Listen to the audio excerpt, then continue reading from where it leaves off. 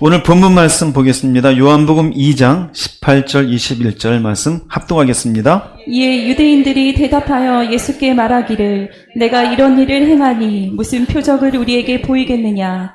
예수께서 대답하여 이르시되 너희가 이 성전을 헐라 내가 사흘 동안에 일으키리라. 유대인들이 이르되 이 성전은 46년 동안에 지었거늘 내가 3일 동안에 일으키겠느냐 하더라. 그러나 예수는 성전된 자기 육체를 가리켜 말씀하신 것이라. 네, 지난주의 말씀은 성전, 정화에 대한 말씀이었습니다. 예수님께서 6월절에 예루살렘에 올라가셨는데 사람들이 그곳에서 환전을 하고 소와 양을 팔고 있는 모습을 보고 노끈으로 채찍을 만드셔서 사람을 때렸습니까? 소와 양을 때렸습니까? 네, 그거 꼭 기억하시라 그랬죠? 간혹 저한테 와서 예수님께서 사람을 때렸다고. 절대 그런 일 없는데 소와 양에게 채찍을 휘두르시고 그들을 내쫓으시고 환전상들을 장사를 멈추게 했었습니다. 그때 말씀드리기를 우리도 하나님의 성전이다라고 말씀을 나누었습니다. 오늘은 그 뒤에 이어서 이런 일을 행하는 예수님과 여기에 대해서 의문을 품는 유대인들 간의 대화, 그리고 그 뒤에 참된 믿음에 대한 이야기가 나옵니다. 이 두 가지 주제를 말씀을 나누겠습니다. 첫 번째는 예수님이 성전인 것을 선포하는 내용이 되어집니다. 먼저 요한복음 2장 18절을 다시 한번 읽어보겠습니다. 이에 유대인들이 대답하여 예수께 말하기를 내가 이런 일을 행하니 무슨 표적을 우리에게 보이겠느냐. 네, 채찍으로 소와 양을 쫓으시고 또 사람들의 환전하는 것을 멈추게 하고 이곳을 장사하는 집으로 만들지 말라고 화를 내고 계시는 예수님. 제사장의 허락을 받은 것도 아니고 그저 예수님께서 단독적으로 행하신 일이었습니다. 그래서 사람들이 묻습니다. 네가 이런 일을 행하니, 즉 성전을 정화하니 무슨 표적을 우리에게 보이겠느냐. 즉 이 말은 성전을 정화하신 예수님의 권위 출처를 묻는 말이에요. 넌 도대체 무슨 권한으로 이런 일을 행하고 있느냐. 왜냐하면 당시 유대인들은 지금 예수님이 제사장 무시했잖아요. 성전을 정하는 자격은 누구뿐이라고요? 메시아뿐이에요. 네가 그럼 메시아냐? 하나님의 아들이냐? 우리를 이 로마의 압제에서 건져줄 네가 하나님의 사람이냐? 그에 합당한 초자연적인 증거를 한번 보여줘봐라. 그렇지 않은다면은 네가 지금 여기서 이렇게 채찍을 휘두르고 사람을 내어쫓는 일에 대해서 네가 무슨 권한으로 이렇게 하는지 우리가 인정할 수 있다 없다? 인정할 수 없다. 흔한 말로 얘기하면은 너 지금 기적 보이지 않으면은 너도 우리 손에 호되게 당할 줄 알아. 그런 의미가 되어집니다. 그럼 이렇게 물어보면 표적 얘기를 해야 될 거 아닙니까? 난데없는 이런 말씀을 합니다. 2장 19절 말씀 읽어보겠습니다. 예수께서 대답하여 이르시되 너희가 이 성전을 헐라 내가 사흘 동안에 일으키리라. 네, 이 성전을 허물어라. 지금 성전 만들어져 있는 것 네가 표적을 보여라 그랬더니 성전을 헐어버려라. 며칠 만에 내가 일으키리라. 그러면 생각해 보세요. 물리적으로 지금 초자연적인 현상을 일으켜라 라고 유대인들이 요구하는데 그럼 이 성전 부셔봐. 내가 사흘 동안 지어줄게. 라고 하는 대답이에요. 유대인들은 이해할 수 있을까 없을까요? 이해할 수가 없어요. 이놈이 도대체 뭐하는 놈인데 여기서 이렇게 헛소리를 하고 앉아있냐? 이렇게 생각할 수 있습니다. 근데 여기에 성전을 헐라 내가 사흘 동안에 일으키리란 이 말은 십자가에 못 박혀 돌아가셨다 사흘 만에 부활하실 자신을 의미하는 거예요. 그러니까 성전의 의미를 조금씩 예수께서 틀고 계시는 겁니다. 즉 사흘 만에 부활하신다는 것은 죽으셨잖아요. 그죠? 사망 권세를 깨트리시고 부활하실 예수님은 성전의 본질이 되어져요. 성전의 머리가 되어지시고 성전의 목적이 되어지는 것을 분명히 선포하는 말씀이에요. 이 보이는 성전은 허물어라. 나중에 내가 부활하고 난 뒤에 새로운 성전이 나를 통하여 세워지게 될 것이다. 그게 무엇이 되어져요? 너희가 요구하는 표적이다 이거예요. 그런데 이 말을 듣는 유대인들은 이해가 될까요? 안 될까요? 이해가 안 돼요. 지금 서커스 지금 장 앞에 이놈이 무슨 서커스를 하려고 하는가? 말도 안 되는 얘기를 하고 있는 거예요.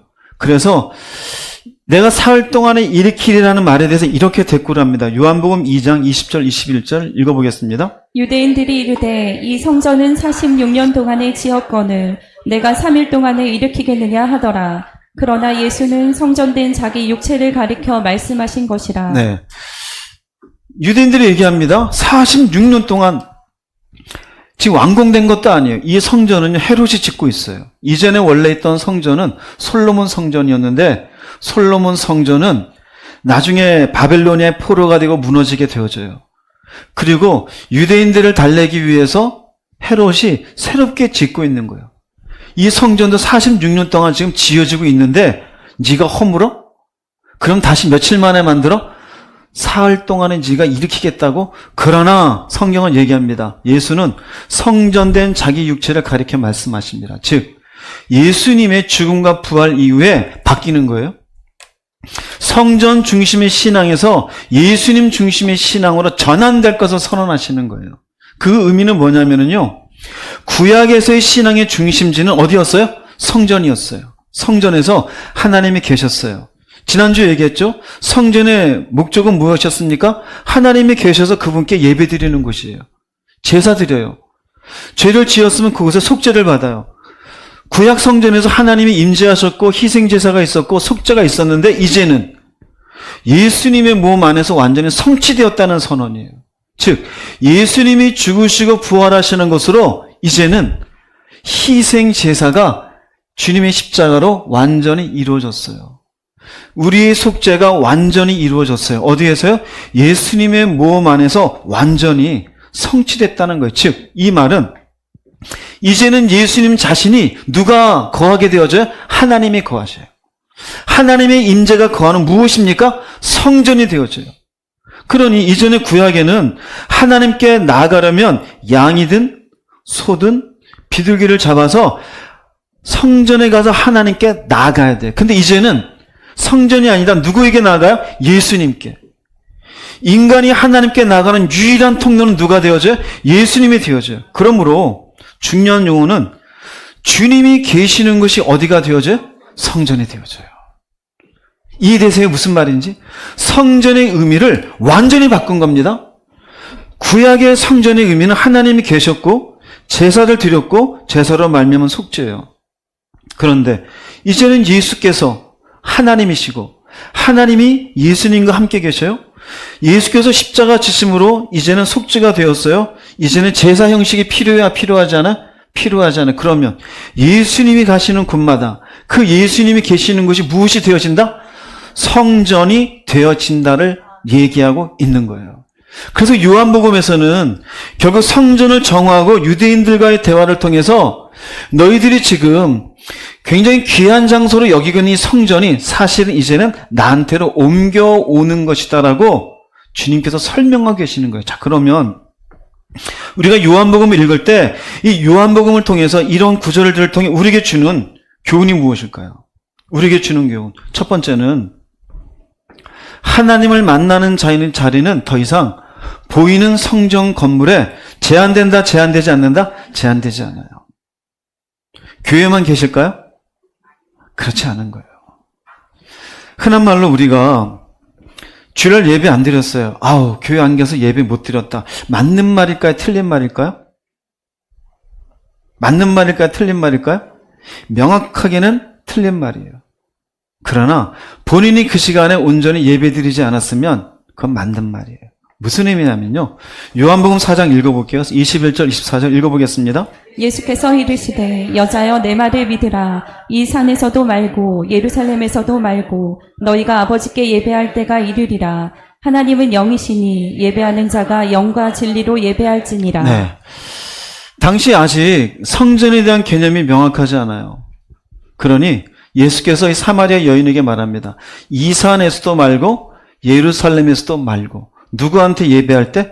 아버지께 너희가 예배할 때가 어떻게 하리라? 이르리라. 누구로부터 이르게 되어져요? 예수 그리스도 십자가요. 자, 그러면 여기서 명확하게 하나님이 어떤 분이신지를 정의를 내려줘요. 하나님은 누구예요? 영이시래요. 영이라는 건 장소와 시간에 구애를 받아야 안 받아요? 안 받아요. 생각해 보세요. 처음에 솔로몬이 그리고 다윗이 성전을 짓겠다 할 때 하나님이 너무 좋게 받아들였습니까? 불편하게 생각하셨습니까? 불편하게 생각해요. 내가 이 건물에 있을 수 있겠냐 이거예요. 그러나 하나님을 향한 마음이 있으니 허락해 주신 것 뿐이에요. 하나님은 어느 장소에 구애되어 있지 않아요. 즉 하나님은 영이시니 예배한 자가 영과 진리로 그 마음으로 그분을, 예배가 뭡니까? 경배하면 돼요. 그분께 영과 진리로 드리면 돼요. 그러면 진정한 예배는 장소일까요? 아니요. 영과 진리로 드리는 내면이에요. 그래서 여러분들이 이곳에 나오지 않더라도 어느 곳에 있든지 하나님께 온전한 마음으로 그분께 경배하고 있으면 예배예요. 너무 바빴어요. 차에 있어요. 차에서 예배 드릴 수 있을까 없을까요? 있어요. 길을 가고 있어요. 예배 드릴 수 있을까 없을까요? 있어요. 오늘 찬양을 했어요. 찬양하면서 예배 드릴 수 있을까요 없을까요? 그러니 찬양도 예배라고 얘기하죠. 여러분들 설거지하고 있어요. 예배 드릴 수 있을까 없을까요? 있어요. 우리가 어떤 형식에 있는 그런 예배는 아니지만 내가 혼자 집에 있을 때도 예배가 되어져요. 내가 식구들하고 휴가를 갔을 때도 따로 시간을 내어서 하나님께 마음을 드리고 있으면 예배가 되어져요. 왜 그렇게 될까요? 이제 더 이상 하나님을 만나는 자리는 보이는 건물에 제한되지 않기 때문이에요. 할렐루야. 근데 아직까지도 지금 예수를 믿으면서 건물에 제한된 분들이 있어요. 꼭 교회에서 1년 52주 꼭 예배를 꼭 드려야지만 예배 드렸다. 그렇지 않아요. 예수 그리스도 오신 뒤에는요, 주일날 한 번 예배가 아니에요. 날마다 그분을 경배하며 그분을 예배하며 살아가는 신앙인이 올바른 예배자임을 깨달으시기 바랍니다. 근데 1년 52주만 딱 드리고 나 예배 드렸어. 그리고 나머지는 자기 마음대로 살아요. 예수가 누구인지를 모르는 사람이에요. 그래서 두 번째로 우리에게 주는 교훈은요, 외형상의 성전이 아니라 무엇이 더 중요할까요? 예수님과의 관계가 더 중요한 거예요.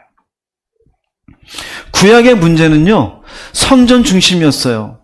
하나님과의 관계, 하나님의 말씀이 무엇이며 하나님의 백성으로 살아야 될 것이 무엇인지를 생각하는 것보다 성전에 와서 제사를 드리고 그 제사 드린 피를 통해서 내가 어떻게 됐다는 결과물을 더 중요하게 생각했어요. 근데 신약에서는 그게 아니에요. 외형상 성전이 아니라 주님과의 관계가 더 중요하게 되어져요. 에베소서 2장 22절 말씀 읽어보겠습니다. 여러분도 성령 안에서 하나님이 계실 집이 되기 위해 그리스도 안에서 함께 지어져 가고 있습니다. 네. 여러분도 그리스도 안에서 함께 지어져 가고, 지금 지어지는 게 완공됐습니까? 지어져 갑니까? 지어져 가고 있어요. 목적이 무엇입니까? 하나님이 계시는, 이게 뭘까요? 성전이에요. 그럼 누가 성전이에요? 내가 왜 성전이 되어져요? 누가 계시니까? 하나님이 계시니까. 누구를 통해서요? 예수님을 통해서. 그럼 그리스도 안에서 지어져 간대요. 그럼 지어져 간다는 의미는 뭘까요? 계속 뭐해져 가는 걸까요? 성숙되어져 가는 거예요. 성숙되어져. 그럼 정리해 드릴게요. 성도는 그리스도와의 관계 안에서 하나님이 거하시는 성전으로 지어져 가고 있는 거예요. 예수 한번 믿는 것으로 끝이 아니다? 끝이 아니에요. 내가 예수 믿었어요. 믿자마자 여러분들이 갑자기 거짓말이 없어지고 분노가 사라지던가요? 막 용서가 잘 돼요? 그렇지 않잖아요. 꾸준히 우리를 다스려 가잖아요. 그죠? 세월이 지나가다 보면은 우리도 어느 순간인가 과거에 미숙했던 신앙의 모습이 보여요, 안 보여요? 보이게 되어져요. 왜 그래요? 나도 어느새 지어져 갔어요. 그럼 지어져 가는 내 안엔 누가 계셔요? 하나님이 계셔요. 그러면 하나님이 계시다는 의미 속에는 하나님과 주님과의 친밀한 관계를 통해서 지속적으로 어떻게 되어져요? 성숙해지는 성도가 되어지는 거예요. 그러면 교회 크기가 중요한 게 아니에요. 숫자가 중요한 게 아니에요. 성도 개개인이 가지는 주님과의 친밀함이 더 중요함을 깨달으시기 바랍니다. 이게 신약의 신앙이에요. 흔히 어떤 분들은 얘기해요. 나 어떤 교회 다녀. 그럼 그 교회 사이즈를 얘기하죠.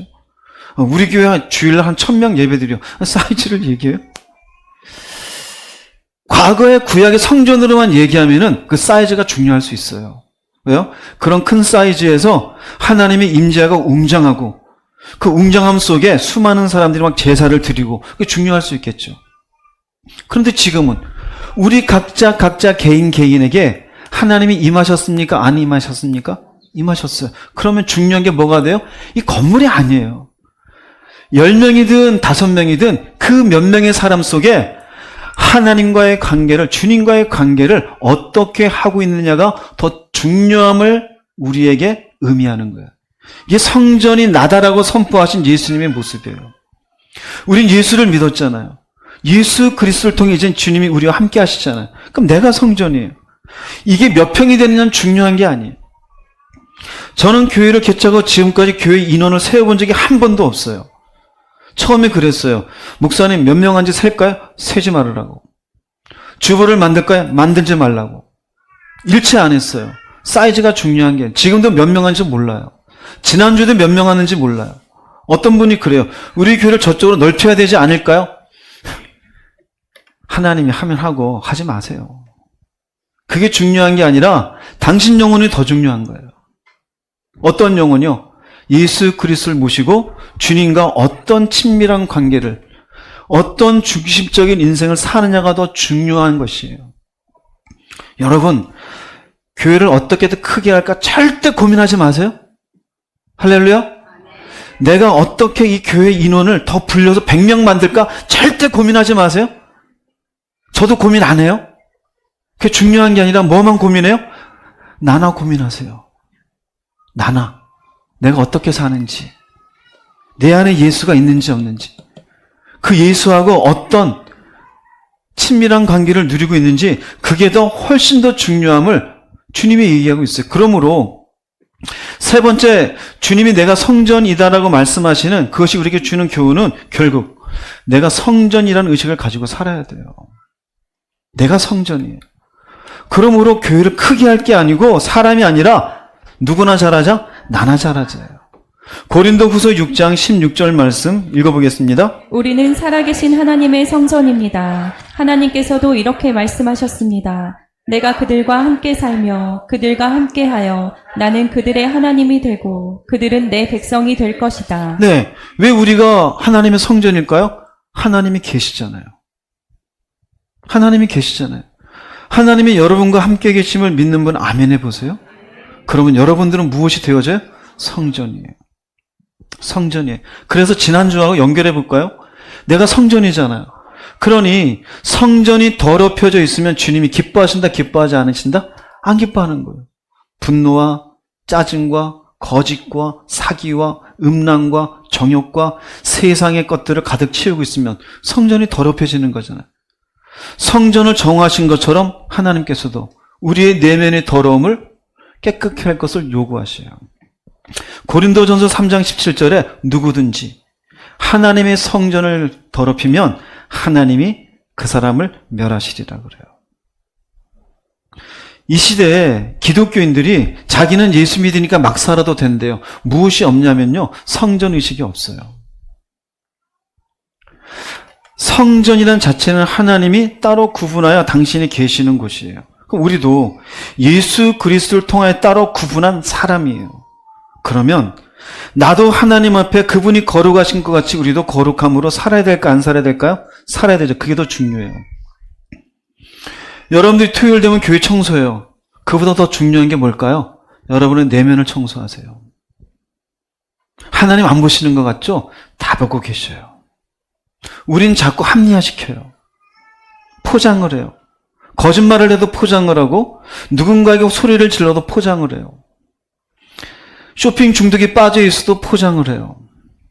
아이를 하나님보다 더 사랑하면서도 포장을 해요. 육체의 정욕에 빠져 있으면서도 포장을 해요. 그런데 하나님은 명확하게 보고 계셔요. 왜요? 당신이 거기에 계시니 내가 어떤 마음으로인지를 아셔요. 여러분 기억하세요. 우리는 살아계신 하나님의 성전입니다. 성전 의식을 가지고 살아가시기를 바랍니다. 예수께서 선언하셨어요. 본인이 곧 성전이심을. 그러면 그분이 계시는 우리가 그분의 성전이심을 깨달으십시오. 여러분 자신의 내면을 하나님께 더욱더 정결케 하는 거룩한 성전의 모습으로 유지해가는 성도들 되시기를 주의 이름으로 축복합니다. 성전이, 예수가 성전의 의미가 우리에게 주는 교훈이에요. 두 번째로 예수님께서 유대인들하고 대화를 나누었습니다. 요한복음 2장에서 성전을 정화하시고 그리고 마침내 성전이 무엇인지를 나누셨어요. 그리고 난 뒤에 독특한 표현이 있습니다. 성경에. 어떤 표현이냐면요. 예수께서 사람들에게 의탁하지 아니했다라는 표현이 나와요. 이 표현이 나오게 되는 배경을 볼게요. 바로 나오는데요.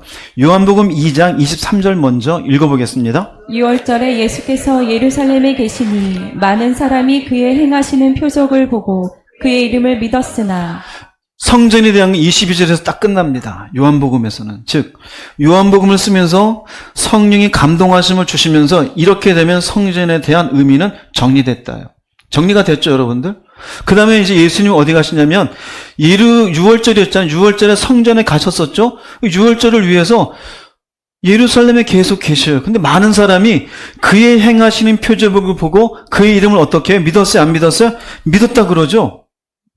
여기 행하시는 표적은요, 성경에 나오진 않아요.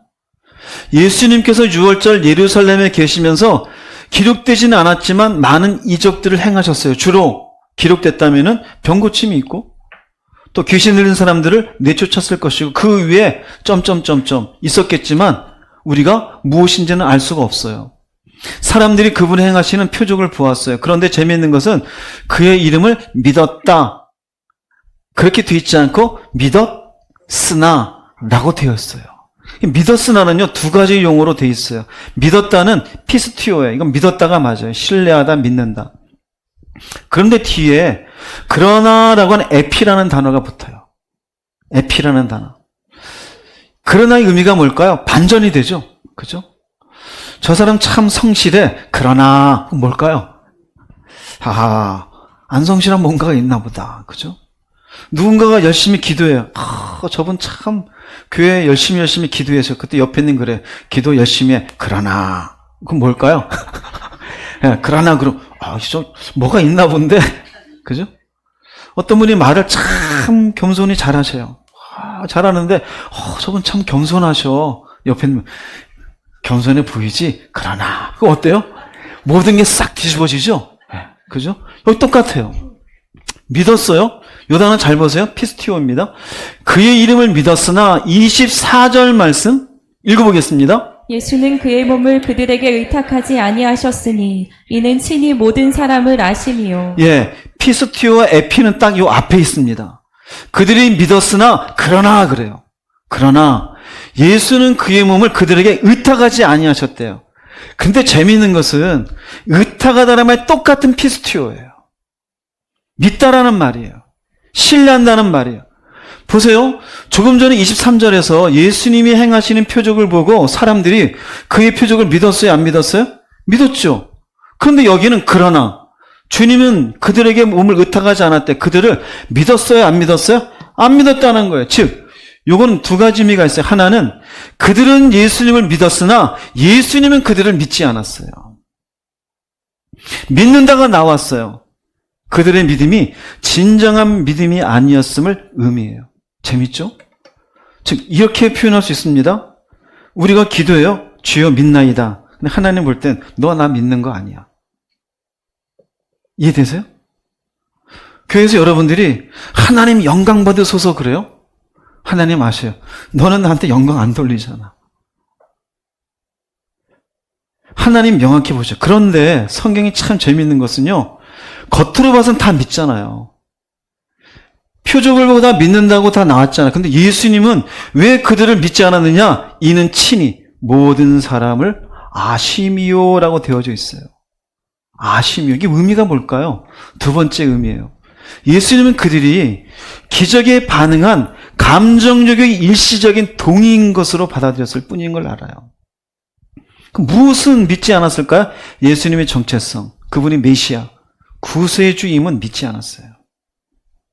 그분이 하시는 말씀은 아무런 믿음이 없었어요. 어떻게 해요? 그분은 알고 계셨어요.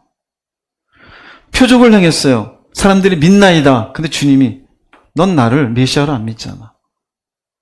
내가 너에게 전해주는 말씀, 심령이 가난한 자가 복이 있고 애통하는 자가 복이 있고 온유한 자가 복이 있고, 그거 안 믿잖아. 내가 너희에게 전하는 말씀을 그대로 행하는 자가 반석에 있는 말씀이라고 너 믿지 않잖아. 용서해 주라 그러는데 70번씩 7번이나 용서해 주라는 말 너 귀등으로도 안 듣잖아. 근데 지금 뭘 보고 믿는다 그래요? 표적이요. 병을 고쳤어. 기적을 일으켰어. 근데 그것 보고 믿는데요. 그건 일시적인 동의일 뿐이라 예수님이 선을 딱 그었어요. 그래서 예수는 그의 몸을 그들에게 똑같은 피스티오, 믿지 아니했다라고 표현해요. 즉 예수님은 우리들이 입술의 고백만으로 딱 너의 고백이 진짜이구나라고 생각하지 않으셔요. 그래서 24절에서 이는 친히 모든 사람을 아시며 끝났잖아요. 이러면은 성령이 참 친절하십니다. 요한복음을 나중에 읽을 사람들이 뭔 말인지 잘 모를 것 같아서 친절하게 한 절 더 설명을 해주십니다. 요한복음 2장 25절 말씀 읽어보겠습니다. 예수님께서는 사람들의 마음속에 무엇이 들어있는지 알고 계셨기 때문에 사람에 대해서 어느 누구의 증언이 필요가 없었습니다. 네, 예수님께서는 사람들의 마음속에 무엇이 들어있는지 알고 계셨어요. 우리 겉으로 볼 때는 은혜가 충만하죠. 직분을 보고서 저분이 장로님이시구나, 목사님이시구나, 믿음 좋겠지. 그래서 저희 교회는 그러지 말라고 직분을 싹 없앴죠. 네. 계급장 다 뗐습니다. 저도 여러분도 똑같아요. 여러분도 저를 잘 보세요. 똑바른 믿음의 인간인지. 저도 여러분들 똑바로 보고 있어요. 이 사람 수준이 어느 수준에 있는지. 예수님은 사람들의 마음속에 무엇이 들어있는지 알고 계셨어요. 그렇기 때문에 그들이 표적을 보고 믿는다 그럴 때 그거 안 믿어요. 즉 마음을 꿰뚫어 보고 계셨고 표적을 보고 믿는다고 하지만 문제는 자신들이 원하는 것과 다른 일이 발생하면 주님을 외면할 것을 알고 계셨어요. 잘 보세요. 우리도 부흥에 참석하고 나면 은혜가 있어요, 없어요? 믿음이 좋다 그러잖아요. 근데 그러다가 삶에 문제가 있으면 그 믿음 다 어디 가요? 없어지죠. 제가 중고등학교 청년부들 많이 인도했었어요. 수련회 가서 제가 전도사 목사할 때 마지막 날은 거의 저녁 7시에서 새벽까지 기도를 시켰어요. 거의 7시간, 10시간이요. 제 목소리도 날아가고 청년들도 날아가고 막 방언을 받고 지용 형제도 그때 있었고 여기 선진 형제도 있었고 성원 형제도 있었어요. 여기 영희 자매도 있었고 날아가요. 얘기를 해요. 졸린 사람은 들어가 자라. 은혜 받겠다는 사람은 남아라. 그럼요 전부 다 은혜 받아요. 성령이 충만해요. 방언 막 터져가지고요. 목사님도 방언 받았어요. 달달달달달 하고. 그런데요 한 달 지나서 어디 간지 없어져요. 한 달 지나서요. 금방 딴 사람이 되어져요. 그때 저도 깨달았어요. 아하, 그렇구나. 아하, 그렇구나. 그래서 우리 야외에 갈 때 억지로 여러분들 기도 안 시켜요. 혹시 원하는 분들, 밤새 제가 기도시킬 수 있어요. 밤새. 진짜요? 여러분들이 과반수로 이상 넘어서 이번 야외 기도 한번 했으면 좋겠어요. 좋습니다. 좋습니다. 우수형제 기타 메고 오라 그러고 졸린 사람 들어가라 그러고 동틀 때까지 기도할 수 있어요. 그러면 제가 장담합니다. 방언 거의 90% 이상 받습니다. 마음 뜨거울 겁니다. 그런데 그건 한순간이에요. 자신들이 원하는 것과 다른 일이 발생하면 딴 것 같아요. 삶에 문제가 생기고 물질의 문제, 내가 원하는 걸 취하지 못하든지 사람과 갈등이 오든지 내 삶에 일이 생길 때 내가 믿는다는 그 믿음은 어디 간지 없어져요. 자, 결국 이 사람들 믿는다 했었어요? 안 했어요? 했었죠. 근데 그들의 마음속에 무엇이 들어있는지는 오직 누구만이 알고 계셨어요? 예수님만이 알고 계셨죠? 나중에 보세요. 어떤 일이 생기는지. 예수님을 믿는다고 했던 이들은 결국 3년 뒤 예수님을 십자가에 못 박으라고 요구하는 군중으로 나타납니다. 예수님을 못 박으랬던 사람들은 예루살렘에 있던 사람들이에요. 지금 이 사람들도 어디 있는 사람들이에요? 예루살렘에 지금 있는 사람들이에요. 동일한 사람들이에요. 물론 그 사이에 죽은 사람도 있고 좀 바뀌었겠죠. 그러나 대다수는 똑같아요. 3년 뒤 왜 그럴까요? 내가 생각한 메시아는 이런 사람이 아니다 이거예요. 저놈을 죽이자, 십자가에 못 박으라 요구합니다. 믿는다고 게 진짜 믿음이냐 이거예요. 여러분도 마찬가지예요. 믿는다고 진짜 믿음이냐 이거예요. 교회는 다 믿는데요. 예수님 믿으십니까? 다 믿는데요. 심지어 나 특성하면서 눈물도 흘려요. 이 기도하면서도 막 그래요. 그래서 나 자기는 몇 년 됐다 그래요. 진짜 믿음일까요? 제자들의 믿음은 진짜였을까요, 여러분? 제자들의 믿음은? 제자들의 믿음도 마찬가지예요. 요한복음 2장에 있는 우리가 본 그 구절만 좀 볼게요, 한번. 요한복음 2장 11절 먼저 읽어볼게요. 예수께서 이 첫 표적을 갈릴리 가나에서 행하여 그의 영광을 나타내심에 제자들이 그를 믿으니라. 믿었어요. 이건 혼인잔치에서 물을 포도주로 만드신 이적을 보니 와, 예수님 대단하신 분이구나. 예수님 믿었어요. 그런데 얼마 지나지 않아서 볼게요. 요한복음 2장 22절 읽어보겠습니다. 죽은 자 가운데서 살아나신 후에야 제자들이 이 말씀하신 것을 기억하고 성경과 예수께서 하신 말씀을 믿었더라. 여긴 어떤 말씀이에요? 성전에 대한 얘기예요. 성전에 대한 얘기. 유대인들하고 성전에 대해서 대화를 하고 계시는 가운데 성전의 정의를 새롭게 내려주었어요. 그러면 제자들은 주님의 말씀이 맞습니다. 믿었으니까 그렇게 해야 될 거 아니에요? 그런데 주님이 성전이라는 사실을 주님께서 부활하신 후에야 믿었어요. 그럼 주님 따라다닌 3년 반 동안 믿었다는 얘기, 안 믿었다는 얘기? 안 믿었다는 얘기예요. 즉 11절에서 물이 변한 포도주 되는 기적을 보고 그때 믿는다 그랬지만 얼마 되지 않아서 주님 얘기했죠. 너희가 이 성전을 헐라 내가 사흘 동안에 일으키리라는 주님이 속죄의 모습으로 이 땅에 오셔서 그것을 대속하시고 부활하시라는 그 내용을 성전의 의미가 바꿔진다는 얘기를 믿었어요? 안 믿었어요? 안 믿었어요, 여러분. 굉장히 중요합니다. 교회 안에 보면은요, 예수를 믿는데요. 근데 희한해요. 천국이 있는지 모르겠대요.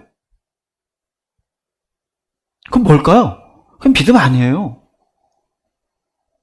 감정적인 믿음이에요. 하나님의 살아계심을 믿는데요.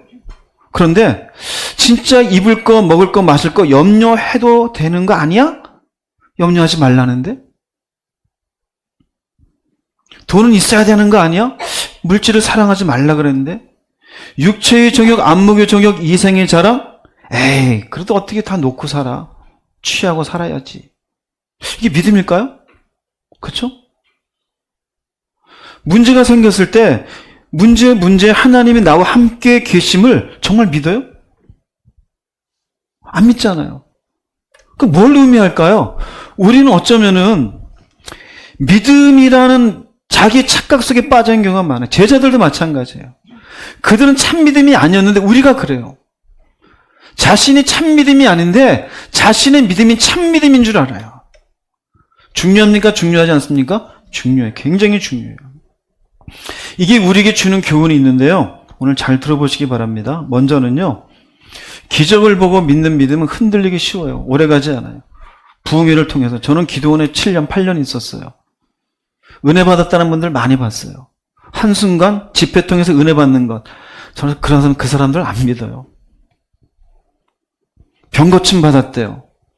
저한테 한 30일 정도 계속 안수받은 분이 있어요. 암 때문에. 근데 나중에 고침받고 한 달 뒤에 와서 그래요. 병원 갔더니요. 의사가 진단 잘못했다 그러더라고. 그러니까 자기가 잘못 진단했으니까 이게 고쳐졌다 이거예요. 한 달 사이에 자기가 기도원 갔다는 사이에 치료받은 것에 대해서 의사는 안 믿으니 당연히 내가 진단을 잘못했나 봅니다. 그 자기가 와서 진단을 잘못했던 거래요. 이게 뭘까요 도대체가? 그죠? 하나님이 하신 일에 대해서 얼마나 어이없습니까? 흔들리시고요. 제가 그래서 축도가 끝날 때 병에 대해서는 기도하지만 개인적으로는 사실 큰 믿음 가지고 고쳐져라 기도 안 해요. 잘. 그걸로 믿음이 좋아지지 않아요. 그걸로 좋아지지 않아요. 기적을 보고 부흥회를 참석하고 기도회를 참석하고 한순간 감정적인 믿음은요 흔들려요. 흔들려요. 여러분 여기 웅원 형제도 있지만 믿음에 잘 흔들리는 대표적인 케이스들이에요. 찬양 사역자들이에요. 그런 것 같지 않아요? 찬양 사역자들. 왜요? 감정적인데 쉽게 흔들려요. 그 리듬에. 그 어떤 분위기에. 하나님의 일하심도 봐요. 그런데 오래가지 않아요.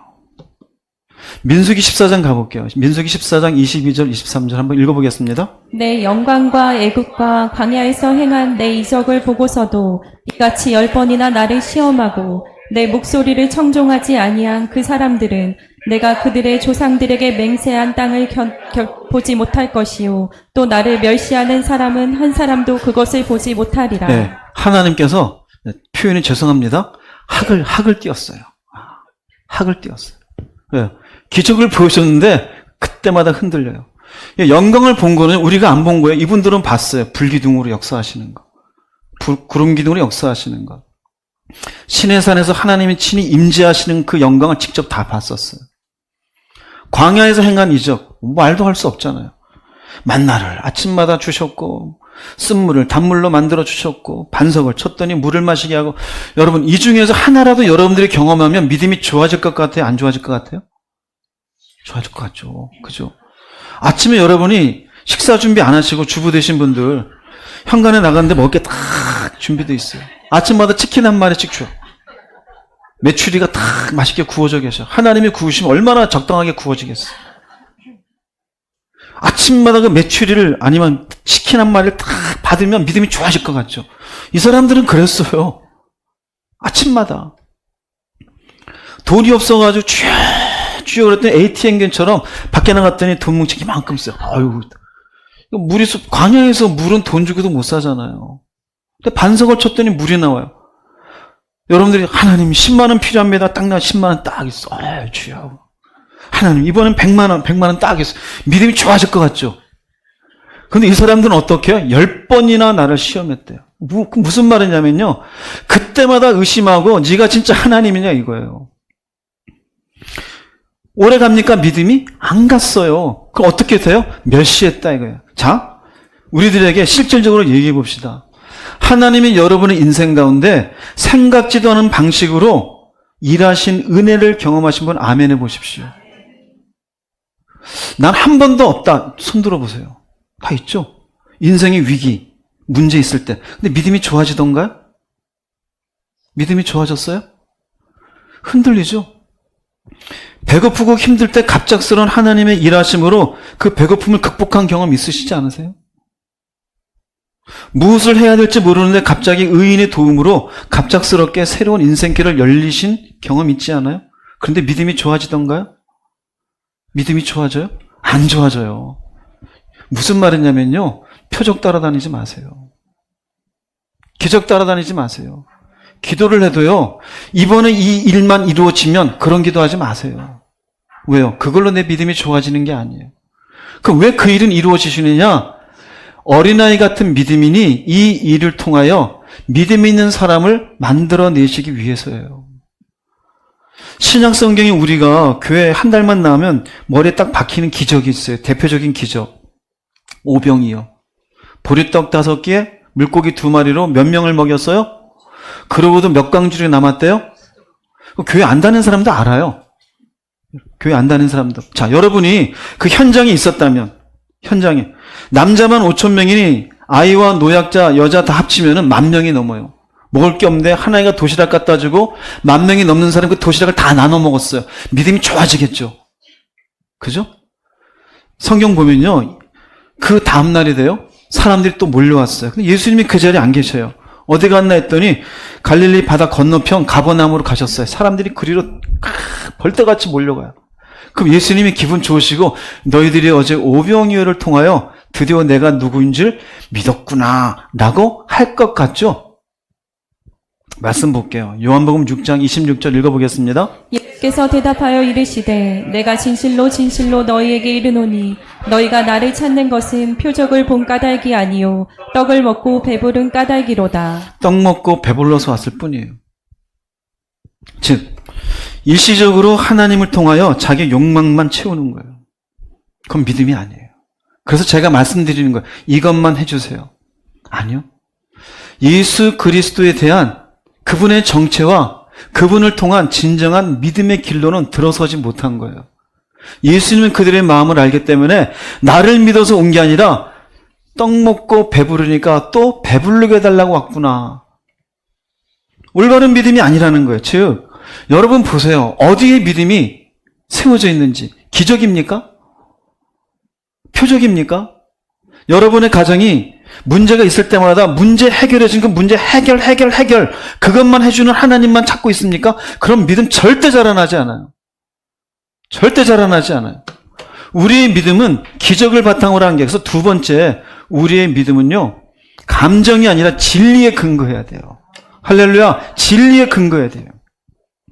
기적 체험이 나쁘다는 게 아닙니다. 부흥회도 참석하고, 기도회도 참석하고 나쁘다는 게 아니에요. 기적 체험은 계기는 되는 거예요. 계기가 돼요. 그러나 말씀을 통하여 예수님을 깊이 알아가는 데서 참된 믿음이 자라남을 믿으시기 바랍니다. 말씀을 통해서 해야 돼요. 이건 한순간이에요. 병 고침 받았다, 새로운 직장을 얻었다, 새 길이 열렸다, 하나님이 이렇게 일하셨네, 하나님이 도와주셨네, 생각지도 않던 이런 일들이 막 생기네. 이거는 계기예요, 계기. 아직 어린아이 같은 수준에 있으니 계기를 만들어서 어디로 연결해주기 위해서요? 말씀으로 가라라는 거예요. 할렐루야. 말씀으로 가라라는 거예요. 그럼 말씀으로 안 가면 어떻게 될까요?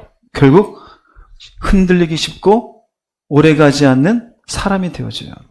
말씀 한 군데 볼게요. 요한복음 8장 31절 32절 읽어보겠습니다. 예수께서 자기를 믿은 유대인들에게 이르시되 너희가 내 말에 거하면 참으로 내 제자가 되고 진리를 알지니 진리가 너희를 자유롭게 하리라. 잘 따라와 보세요.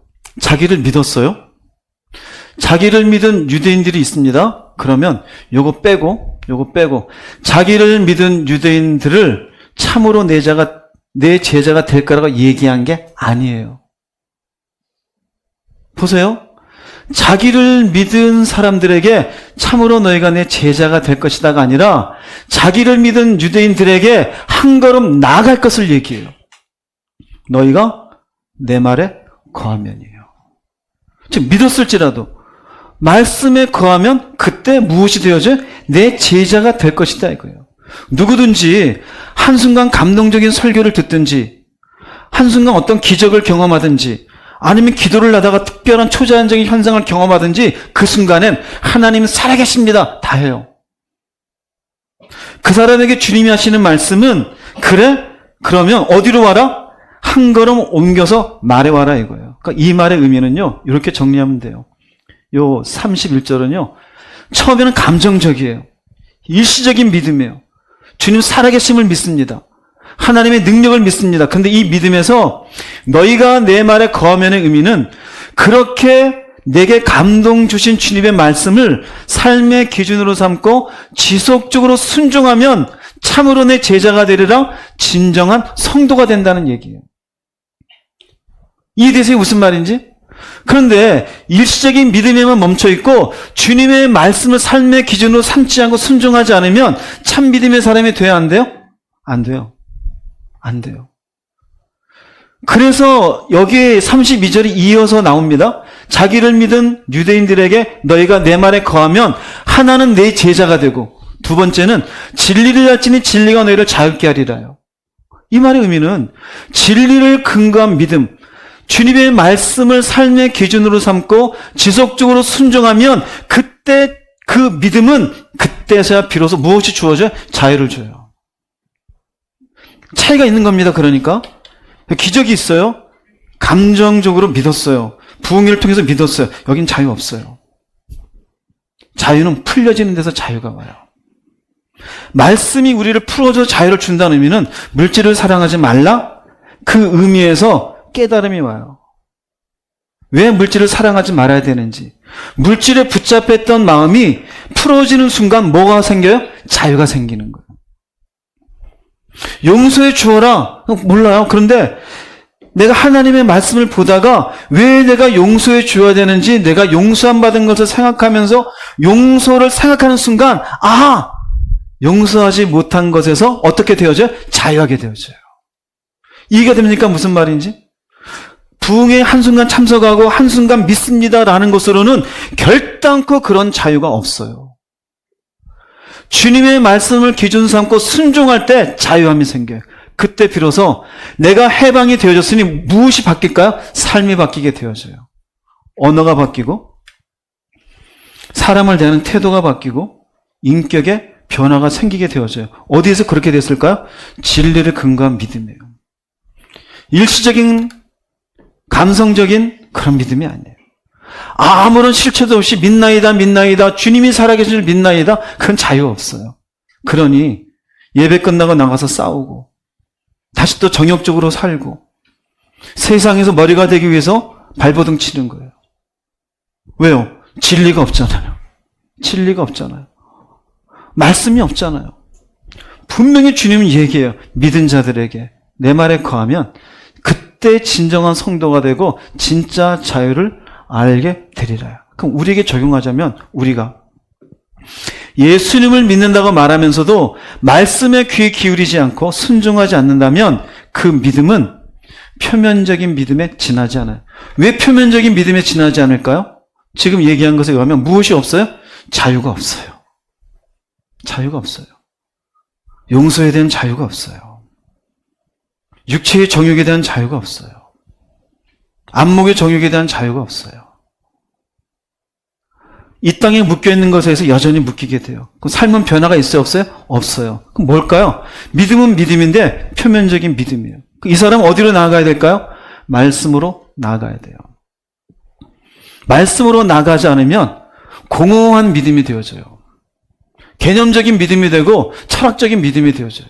세상 사람 얘기하는 나도 믿어. 근거가 하나도 없어요. 그럼 여러분 자신 생각해 보세요.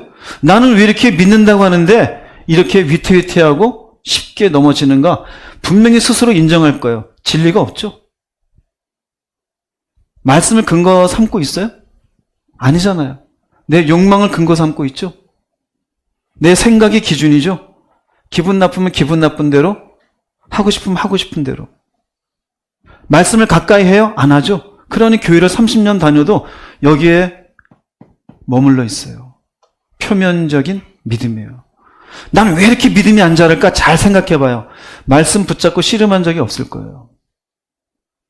말씀을 붙잡고 씨름한다는 의미는 나는 어떻게 살아야 될까? 몸은 죽여도 영혼은 죽이지 못하는 사람을 두려워하지 말라는데 나는 뭘 두려워하고 있을까? 나는 왜 이렇게 용서가 안 될까? 그게 씨름이에요. 무엇을 놓고요? 말씀을 놓고요. 그런 과정이 있을 때 비로소 아하 하면은 자유함이 생겨요. 여러분에게 이게 있기를 주의 이름으로 축복합니다. 우리는 저절로 자기가 머리에 믿는다 그럼 자기가 믿음이 있는 줄 알아요. 아니요, 그렇지 않아요. 마태복음 13장 20절 21절 읽어보겠습니다. 돌밭에 뿌려졌다는 것은 말씀을 듣고 즉시 기쁨으로 받되 그 속에 뿌리가 없어 잠시 견디다가 말씀으로 말미암아 환난이나 박해가 일어날 때에는 곧 넘어지는 자요. 자, 이 사람이 말씀을 듣고 즉시 기쁨으로 받았을 때는 믿음이 있어요, 없어요? 믿음이 있어요. 근데 어떻게 됐어요? 넘어져요. 표면적인 믿음이다 이거야. 즉 이 말은요. 말씀에 감동하는 모습이 있고 믿음이 있었어요. 그러나 말씀의 깊은 의미나 삶의 변화까지는 이어지지 않는 감정적 반응의 상태예요. 표면적이에요. 뭔가 일어난 일로 잠깐 반응해요. 그러나 삶의 어려움이 오면 넘어지는 사람들이에요. 예루살렘에서 주님의 기적을 보고 믿었으나 결국 나중에 주님을 십자가에 못 박으라고 소리쳤던 사람들과 똑같은 거예요. 물이 변화의 포도주가 됐을 때 믿었으나 예수님의 성전이라는 얘기를 나중에 예수님 부활한 뒤에야 믿는 것과 똑같은 거예요. 전부 무엇이 없어서 그래요? 말씀이요. 여러분 어떤지 보세요. 순간 예배드리고 은혜 받았대요. 진짜 그래요? 그러려면요, 그 말씀이 여러분 속에 들어 뿌리가 돼야 돼요. 뿌리가 된다는 의미는 드디어 자유가 생기는 거예요. 머릿속에 이해가 아니에요. 초등학생들을 앉혀놓고 제가 설교도 그들을 이해시킬 수 있어요. 근데 중요한 건 그 말씀이 내 속에서 새로운 기준이 되는 거예요. 고민이 되는 거예요. 그래서 내가 변화되어져 갈 때 비로소 바른 어려움이 와도 넘어지지 않는 단단한 믿음이 되어져요. 무엇이 그렇게 돼요? 감정이 아니라 진리예요. 진리에 근거한 믿음의 사람이 되어져야 됩니다. 자, 그렇다면은 우리의 믿음이라는 게 감정이 아니잖아요. 그죠? 일순간적인 어떤 일들을 보고 가지는 그게 아니잖아요. 그렇다면은 우리가 더 중요한 것, 지금 자신의 믿음을 점검하십시오. 할렐루야. 자신의 믿음을 점검해요. 우리는요, 믿는다고 말할 수 있어요. 그러나 믿는다는 말의 의미도 모른 채 스스로 믿음이 있다고 자신을 속일 수 있습니다. 속일 수 있어요. 나도 믿어. 나도 알아. 자신을 속이는 거예요. 성경은요, 자신을 속이지 말라 그래요. 하나님은 만울의 여김을 받지 아니하시나니 사람이 무엇으로 심든지 그대로 거두리라. 그럼 무엇을 심는데 그 뒤에 나오는 말씀은 육신을 위하여 심는 자는 육신으로부터 무엇을 거두고 썩어진 것을 거두는데 본인은 믿음이 있다고 심어요. 믿음이 있다고. 나중에 썩어지는 것. 누구를 속이는 걸까요? 자기를 속이는 거예요. 자기를 속이는 거예요. 교회 안에 이런 분들 많아요. 의미도 몰라요. 믿는다는 게 도대체 뭔지. 오늘 우리의 말씀에도 보면은 예수께 나와서 믿는다는 표현이 있는데 주님께서는 그러나 그들에게 몸을 의탁하지 아니하였으니 믿지 않아요, 그들을. 그래서 고린도후서 13장 5절에 이런 말씀이 있어요. 읽어보겠습니다. 너희는 믿음 안에 있는가 너희 자신을 시험하고 너희 자신을 확증하라. 고린도 교인에게 하는 얘기예요. 불신앙인들에게 하는 얘기가 아니라 고린도 교인에게. 우리에게도 마찬가지예요. 교회 다니 10년 됐어요? 모태신앙이에요? 전 제일 제가 인상 쓰이는 인간이 아니라 사람들이 모태신앙이에요. 못됐어요. 바뀌어질 생각을 안 해요. 들은 게 하도 많으니까. 능숙해요. 기도하는 게 능숙하고 예배 드리는 게 능숙해. 찬양하는 거, 찬양 웬만한 건 다 알아요. 모르는 게 없어요. 아, 저거 눈 감고도 나와요. 오늘 찬양하라는 어려서부터 배웠잖아요. 찬양하라 내용은 제가 중학교 때부터 한 거예요. 찬양하라 그럼 벌써 찬양하라 내용, 손도 올라가요. 찬양하라 내용은 자연스럽게. 그게 믿음이에요? 여러분, 지성을 가지고 정확하게 자신의 정직하게 하나님 앞에 세우면서 믿음 안에 있는지 보세요. 그렇지 않으면요, 망해요. 13장 5절에 보면 뒤에 제가 쓰지 않은데 이 뒤에 믿음 안에 있지 않으면 망한다고 나와요. 무슨 말이냐면 자신은 믿음이 있는 줄 알고 평생 교회 생활하다가 망하는 인생 되는 거예요. 여러분 자신이 올바른 믿음으로 살고 있는지 점검해 볼 수 있기를 주의 이름으로 축복합니다. 진짜 점검하세요. 점검하기 위해서 시금석 몇 가지를 여러분에게 말씀드릴게요. 성경 전체는 말씀드릴 수 없잖아요. 내가 믿음 안에 있는가 없는가 빠르게 지나가는데 중요할 거예요. 먼저는요, 첫 번째 시금석은 마가복음 2장 17절 읽어보겠습니다. 나는 의인을 부르러 온 것이 아니요 죄인을 부르러 왔노라 하시니라. 주님은 죄인을 부르러 왔어요. 여러분 자신이 죄인임을 믿습니까? 이 시작점이에요. 왜 중요한지 아세요? 죄인에게 중요한 건 죄사함이에요. 여러분이 뭔가 잘못된 일로 인해 재판정에 갔다고 칩시다. 재판관이 앞에 있어요. 제일 원하는 건 뭘까요? 무죄. 그렇죠? 그래서 석방되는 거. 내가 지금 끌려 앉아 있으니까요. 왜 중요하냐면요. 내가 죄인됨을 아는 순간 이 죄를 어찌 할까라는 고민과 함께 이 죄를 예수 그리스도의 십자가와 부활하심으로 해방시켜 주셨구나라는 사실이 내 마음 가운데 믿어지는 게 신앙의 시작이에요. 내가 죄인됨을 모르는 방언하는 성도 무지하게 많습니다. 내가 죄인됨을 모르는 예언하는 성도 무지하게 많습니다. 내가 죄인됨을 모르며 하나님께 아름다운 목소리로 찬양 올리는 사람 무지하게 많습니다. 거짓이에요. 올바른 믿음 안에 있는 게 아니에요. 믿음의 시작은 내가 죄인됨을 깨달아야 되는 거예요. 그럴 때 비로소 십자가의 은혜가 귀하게 여겨지는 거예요. 그 은혜로 내가 죄사함 받았다는 고백이 감사하게 느껴지는 거고요. 이게 없으면 믿음 안에 있는 사람이 아니에요. 주님께서도 얘기해요. 네가 의인이야? 그럼 내가 너를 부르러 온 거 아니야. 믿음 안에 있는 게 아니에요. 첫 번째 시금석이에요. 두 번째는 요한복음 1장 12절입니다. 읽어보겠습니다. 영접하는 자, 곧 그 이름을 믿는 자들에게는 하나님의 자녀가 되는 권세를 주셨으니. 영접이 믿는 사람이래요. 영접하는 건 당신이 내 죄를 위해서 십자가 지신 줄 믿습니다. 예수께서 행하신 그 모든 일들을 받아들이는 것, 취하는 것이에요. 예수님이 하신 말씀들을 조금 더 의심하지 않고 그 말씀을 이 말씀이 제게 귀한 말씀인 줄로 뭐 하는 거예요? 받아들이는 거예요. 영접은 취하는 거예요. 즉 내가 믿음 안에 있다라는 건 말씀을 의심하는 게 아니고 주님의 하신 말씀과 그분이 하신 일들을 그대로 받아들이는 자가 무엇하는 자예요? 믿는 자예요. 여러분들이 말씀을 보면서 의심하고 있으면 여러분 믿음 안에 있는 게 아니에요.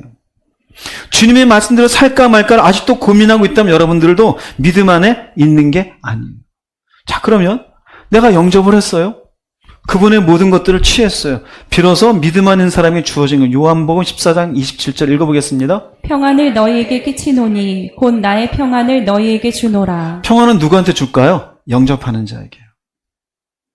그때 비로소 평안이 와요. 그럼 믿음 안에 있지 않은 사람은 무엇이 있을까요? 불안과 염려와 근심, 두려움이에요. 그럼 여러분은 믿음 안에 있는지 보세요. 나 믿노라 그러는데 조금만 문제 생기면 염려해요. 어떤 사람은 조금 잠이 부족해도 염려해요. 7시간 자야 되는데 6시간 반을 잤어. 큰일 났다. 오늘 피곤하겠다. 도대체가 이 사람은 하지 말아야 될 염려까지 하잖아요. 그죠? 아침에 나가면서 하늘이 좀 우중충하네. 비 오는 거 아니야? 우산 안 가지고 큰일 났다. 쓸데없는 영. 그냥 맞으세요. 그냥 맞으세요. 가끔 집사람이 우산 안 가지고 봐줘. 그냥 가. 뭐 그놈의 우산은 그냥 맞으면 되지. 집어 던지든지 말든지. 그것도 하나님이 주시는 건데요. 평안이에요, 평안. 교회 안에 평안이 없는 사람 많아요. 믿음 안에 있는 사람 평안이에요. 심지어는 사람이 내게 소리치고 억울한 일을 내요. 웃음이 나와요. 근데 사람이 날 괴롭게 하는데 마음에 불안하고 분노가 나고 그 믿음 없는 사람이에요. 믿음 없는 사람. 이게 시금석입니다. 세 번째 시금석이에요. 믿음 안에 있는 사람의 가장 중요한 특징 중에 하나는 바로 평안이에요. 누가 주기 때문에요? 주님이 주시는 것이 내가 만들어내는 게 아니에요. 근데 인간들이 유사 평안에 속아요. 그게 뭔지 알아요? 편안함이에요. 편안함, 컨비니언스, 편리함. 뭔가 좀 인생이 편안하고 싶대. 그럼 평안과 달라요. 이건 피스예요. 샬롬이에요. 돈이 없어도 삶에 문제가 있어도 주님 주시는 샬롬이 내 마음을 사로잡고 있는 것이지 내가 만들어낸 물질적인 환경 때문에 편안하다 이게 아니에요.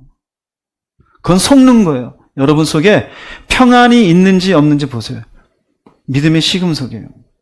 그 다음 네 번째는요. 유다서 1장 20절 읽어보겠습니다. 여러분은 가장 거룩한 믿음 위에 자신을 세우며 성령으로 기도하십시오. 믿음이 있대요. 그 다음에 이어지는 게 뭘까요? 기도예요.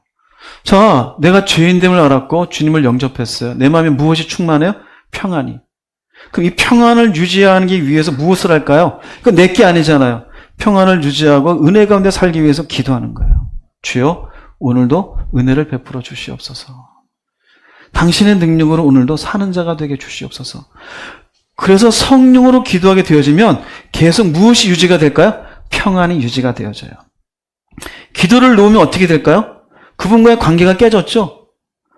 그럼 여기에 은혜가 지금 주어져요? 안 주어져요? 안 주어졌죠? 그럼 무엇이 없어질까요? 평강이 사라져요. 마음이 불안하고 염려가 가득한 사람 잘 살펴보세요. 기도가 있는지 없는지. 그분과의 관계가 있는지. 없을 겁니다. 없을 거예요. 왜 그럴까요? 믿음 안에 있지 않아서 그래요. 자꾸 핑계를 대요. 기도하는 것에 대해 피곤하고 시간이 없고. 성경은 그런 거에 대해서 핑계대라 얘기하지 않아요. 그건 자기 합리화예요. 눈에서 피눈물이 나도 여러분 기도하십시오. 지금 금방 고꾸라질 것 같은 피곤함 속에서도 기도하십시오. 할렐루야. 왜요? 내 육신으로 오늘도 사는 것보다 주님의 은혜 가운데 사는 하루가 더 귀하기 때문에 그래요. 그래야 주님의 평강이 내 안에 있어요. 근데 평안이 없고 늘 불안과 염려 있는 사람은 늘 기도 시간을 자꾸 타협해요. 왔다리 갔다리 어느 날은 문제 생기면 기도했다가 어느 때는 없고 어느 날은 또 평안한 것 같다가 어느 날은 또 막 불안하고 그 사람은요 믿음 안에 있는 사람이 아니에요. 시금석이에요. 자신의 믿음을 점검해 보세요. 착각하지 마세요. 다섯 번째는요.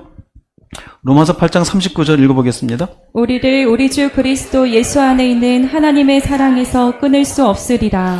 이 말씀은 꼭 기억하세요. 우리의 삶에 문제가 생겼을 때 우리에게 가장 먼저 들어온 의심은 하나님이 계실까 안 계실까요? 믿음 안에 있는 건 그분은 우리를 향한 사랑이 절대 끊어지지 않는다는 믿음이에요. 하나님에 대한 신뢰예요. 물질이 어려울 수 있겠죠. 육체의 질병으로 힘들 수 있겠죠. 그때도 믿음 안에 있는 사람은 하나님이 나를 향한 사랑은 끊어지지 않아. 지금 이 순간도 하나님은 나와 함께 하시며 내 인생을 붙잡고 계시다고 뭐 하는 거예요? 믿는 거예요. 이 사람이 믿음 안에 있는 사람이에요.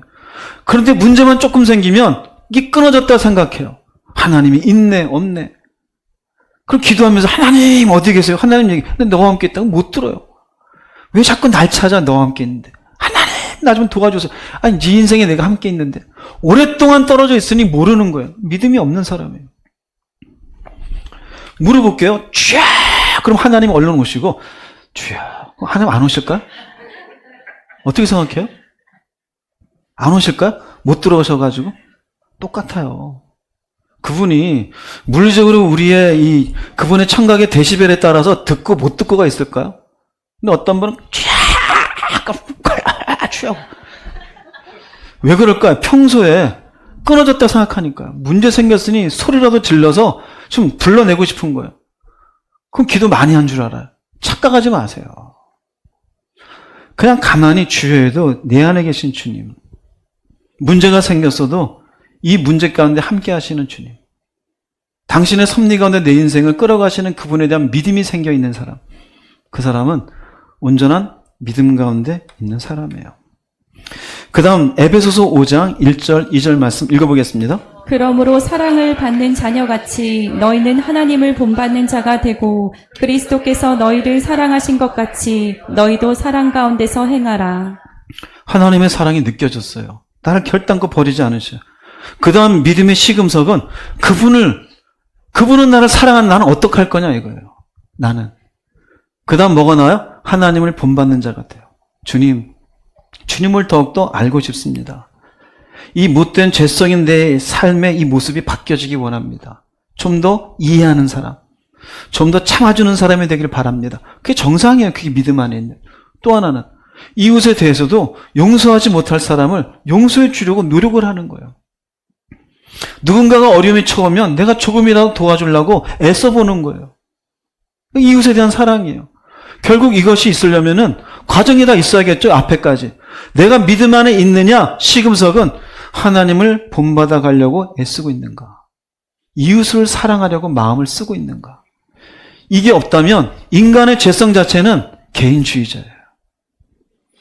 옆에서 죽든지 살든지 관심 갖고 싶지 않은 게 인간이에요. 내 돈 쓰고 싶지 않은 게 인간이에요. 내 시간 왜 저 사람이 있어요? 그런데요, 내가 이 전까지 경험했잖아요. 하나님의 사랑이 끊어지지 않는 것, 그의 평안 가운데 있는 것. 그러니 그분 앞에 내가 이렇게 살려고 애쓰는 사람이 믿음 안에 있는 사람이에요. 여러분이 믿음 안에 있는지 보십시오. 그리고 7번째 시금석 마지막입니다. 요한복음 14장 6절 말씀 읽어보겠습니다. 나로 말미암지 않고는 아버지께로 올 자가 없느니라. 믿음 안에 있는 사람은 삶의 방향이 아버지예요. 믿음 안에 없는 사람은 아버지가 아니라 세상이에요. 내 성공, 재밌는 인생, 내 성취, 뭔가 소유하는 것, 내 나름대로 정욕을 채워나가는 것.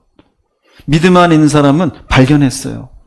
예수 그리스도 안에서 이제는 모든 피조물의 아버지요 창조주 되신 아버지께로 갈 수가 있겠구나. 삶의 방향이 하늘을 향해서 가게 되어져 있어요. 여러분은 어떠세요? 믿음은 세상을 향하는 걸까요? 아니잖아요. 믿음은 하늘을 향해요. 여러분의 믿음을 가지고 주여 이것 좀 해주실 줄 믿습니다. 이건 잘못된 믿음이에요. 제가 이 믿음을 가지고 아버지 앞에 가기를 소망합니다. 그게 믿음이에요. 여러분은 어떤 믿음의 사람입니까? 그저 내 욕망이나 채워주는 부적 같은 대상으로 하나님을 취하고 있는 거 아닙니까? 그거 내려놓으세요. 7번째 시금석은 철저하게 이거예요. 내 삶의 방향이 이제는 믿음이 있으니 하나님께로 가는 인생을 살겠다라고 하는 사람이에요. 여러분은 어떤 믿음이에요? 그저 이 땅에서 재밌게 살고 100년, 200년 오래 사는 게 목표입니까? 하루를 살더라도 주님을 향해서 살 수 있기 바랍니다. 그게 믿음이에요. 이렇게 여러 가지 시금석을 말씀드렸어요. 죄인됨, 영접함, 평강, 기도, 그분 안에서 내가 닮아가는 것. 어떠세요? 그냥 내가 믿나이다라는 것하고 같아요, 달라요? 다른 거죠. 여러분의 믿음을 점검하십시오. 온전한 믿음 위에 있지 못하면 결국 망하는 겁니다. 교회 오래 다녔다고 믿음이 아니에요. 어떤 분은 스스로 난 착하니까 천국 갈 수 있어. 잘못됐어요. 기준이 잘못됐어요. 나는 도둑질한 게 없으니까 천국 갈 수 있어. 잘못됐어요. 도둑질이 기준이 아니에요. 나는 열심히 살았어. 잘못됐어요. 누구는 열심히 안 삽니까? 다 열심히 살아요. 말씀드린처럼 죄인됨을 알아야 돼요. 진리 가운데 있습니까? 그분을 제대로 영접했습니까? 그분의 사랑이 어떤 건지 깨닫고 계십니까? 어디를 향해서 살고 있습니까? 여러분의 믿음을 점검해 보시고 바른 믿음에 세워지는 모두가 되기를 주의 이름으로 축복합니다.